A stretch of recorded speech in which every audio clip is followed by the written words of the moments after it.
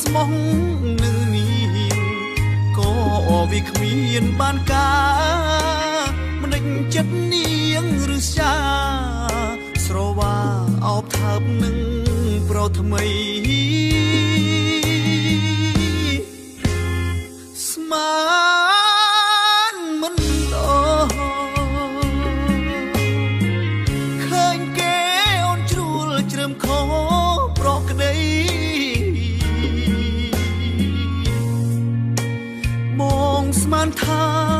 ធម្មតាមិត្តភាពមនុស្សប្រុសស្រីទើបបងមិនយកក្តីតែស្រីមិនយល់យ៉ាងនេះបងស្ទើរដួលនឹងដីឃើញស្រីដែរបងស្រឡាញ់បំពេញតណ្ហានឹងគេដឹងទេថាបងឈឺផ្សាក្នុងទ្រូងបងឆេះឈួលក្តៅដូចត្រូវគេដុតប្រហាអូនឹមនួនជីវ៉ាពេលណាទៅបងបានអូយឈឺណាស់មិនដេចមកប្រទៀងនឹងស្នេហ៍បែបនេះខ្ញុំធ្វើខំ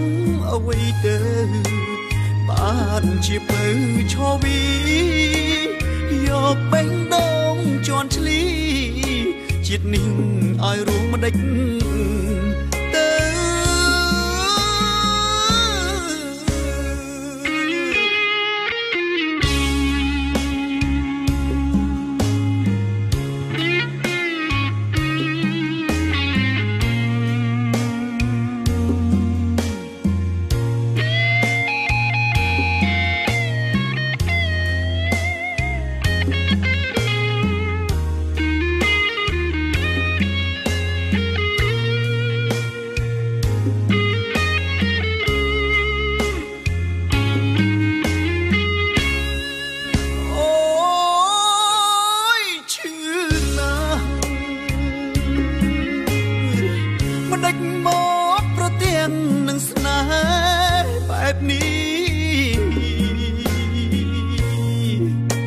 ខ្ញុំធ្វើខំ